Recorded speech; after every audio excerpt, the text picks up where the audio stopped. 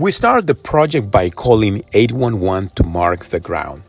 The yellow lines are gas, that's for the gas line, and the red one is for the electric. You must call before you dig. It's a very important thing you have to do. Next, we gather our tools, the 48 inches level, long one, and that's going to help you to level things. And then we grab the measuring tape. This one is 100-foot measuring tape with the string line and then the spray paint. The first thing we do is to lay the post on the ground from corner to corner, and then you grab the measuring tape and measure from corner to corner and the distance, and then after that you go 8 feet on center, which means that here is where we're gonna put the spray paint, 4 dots, and that's where we're gonna put the first post. And then after we put the 4 dots, we're gonna circle that with the spray paint.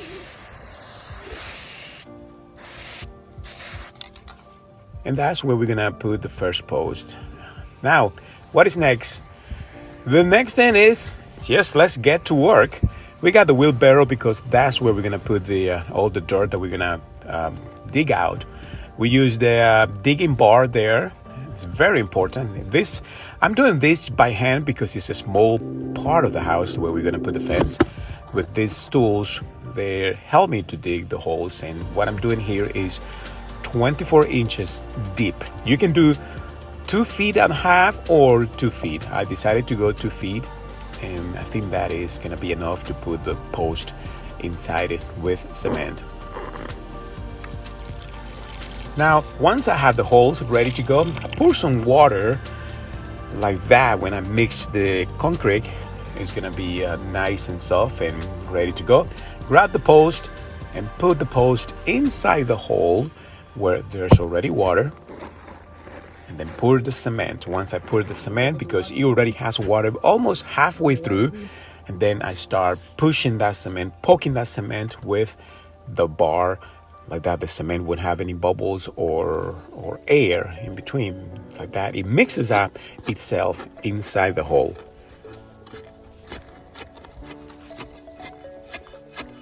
Since I'm not in a hurry with this project, what I'm going to do, I'm going to let it dry for 24 hours. And then I grab my string line the next day and throw that string line from post to post. Remember, these posts are corner to corner. And I want to show you a trick here, how to throw that string line, or the way I did it. I do a couple of rounds around the 4x4, and then I tied up that string line and I go over those 4 times that I went around the post. I'm going to show you that in more details in just a second, but that string line is the one that is going to determine how high and how level my panels are going to be. Remember, all of this depends about your ground, your terrain, how it's going to be. If it has a slope, you have to go with the slope. You don't have to level everything perfect. But here, our ground is pretty much level, and we have to go with this small level that we put in between the 2 posts, the one that is in the right corner and the one that is on the left corner. Like that, we know how we're gonna level those panels.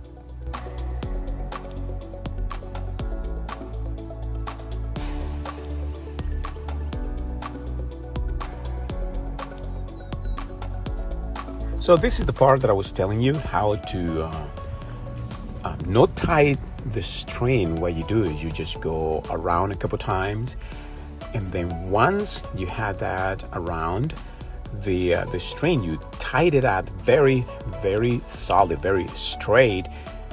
There you go, and you go around once, and then go around twice, and then after you're done, you put the string on top of all of them, and the string will hold up itself.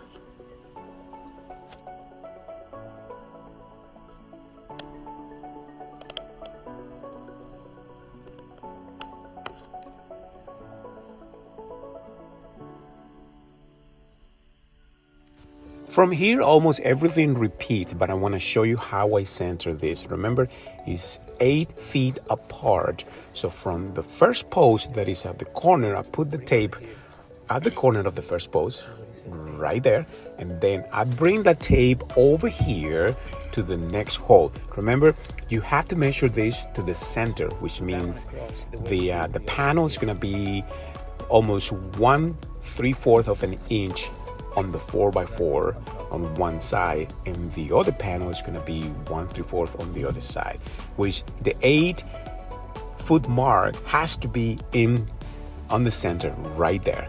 And that's very good because one panel is going to be on the left and another panel on the right. The holes are done, the measurements are exactly the way we want them, and the posts are on the ground, ready to go, ready to be put inside the holes. Here we go. We put the post inside the holes one at a time, all the way in, starting from the left corner to the right corner. Now, this is a trick that I learned. This is one of my tools that I designed.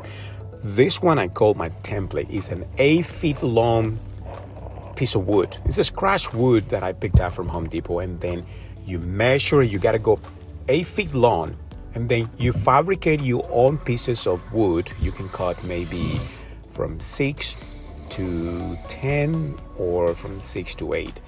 But we got to do a little bit of math to show you what I mean. This piece of wood is 8 to 10 inches long. And then we're going to put that at the end of the piece of wood, at the end of the 8-foot long. But we're going to leave 1 inch and 3/4 left, because that's half of the 4x4. I'm going to show you this right now with a graphic. So if we go and measure a 4x4, the 4x4, the nominal measurement of the 4x4 is 3.5. And that's exactly what it measures, 3.5. And then what we do, we go back to the piece of wood that is 8 foot long. We divide it 3.5 by 2 is equals 1 3/4. So you leave 1 3/4 left. That's just a template that I built, and it works all the time. It's very helpful. Now what I do, I attach these two pieces of wood together with a screw. And that is basically the length of a panel. The panel is 8 long times 6 high, and that fits on the 4x4. So right now you can see our template. This is the template that I built. So it's 1 3/4 of an inch left. That's like the panel that is going to be there. So we go from one panel to another panel, meaning from between one post and the other post, to make sure that we have the right measurements and to make sure that the panels are going to be exactly, they're going to fit just in between two posts. So that's what I built this tool. I don't need to go and measure anything else. I just bring the tool with me and put it in between two posts. And that's exactly how I'm going to do this. And it doesn't take too much time. Then I pick out the panels. I just laying over the post. This is something like a rough fitting them. Laying them over the post until I am ready to position them. Once they're there, I go and I throw the 48 inches level and to see what I need to do, what I need to correct. And I want to show you another trick that I learned. Well, I didn't learn. I just make my own shims. And this is the bottom. I'm going to show you. There's like a stairs to hold the panels underneath and to raise them the way they're going to be. If they need to be raised, I just push it up and then position these pieces of wood underneath the panel. If I have to bring it down, I just pull the pieces of wood out like that. The fences are level with the ground. So this is what I mean. Push one end like that, I can support the fence and level the fence until it's level, position, and then I screw it.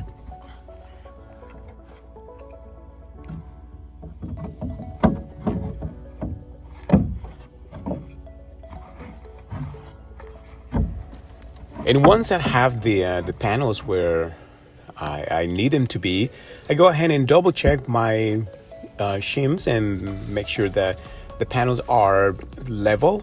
It doesn't have to be perfect. It all depends of your landscaping If there's just a little slope, that's okay. You have to follow that slope in order to make things work. But like I say, it doesn't have to be perfect. But all of these tricks and tools and things that I've done, they helped.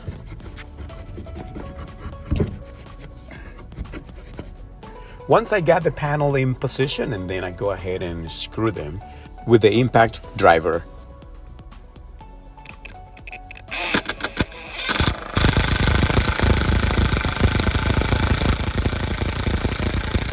With a 3.5 quarter deck screw. I put 2 screws per every railing on every panel. Everything looks fine, and I think it looks okay.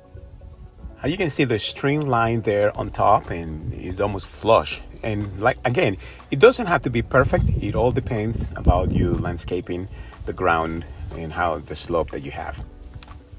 And the last step is to cut those 4x4s. One thing that I forgot to mention and to show you how I level the post. So what I did, I bought these 3 levels yellow tool there that you can attach to the post, and you can level to one side, you can level to the other side, and left and right, and to all of the sides. It's a very useful tool. Well, this is the end of this project. It took us 2 days, not because it's a long project and hard. It's because we let those posts dry overnight in order to be solid. But if you're doing a project like this, similar like this, the tools are not too many, and the material not that much of a deal. But if you're doing a bigger one, you might need some help. You might need a big auger or a small auger in order to do those posts. Well, everyone, it's time for me to load my tools and head to my next adventure. To beyond and infinity, the incredible Rookie Man. I hope this video was useful for you, and remember, this is just to show you how I did it. And I tell you this, well, I hope my wife likes the fence, and I hope she likes the video too. One less item from the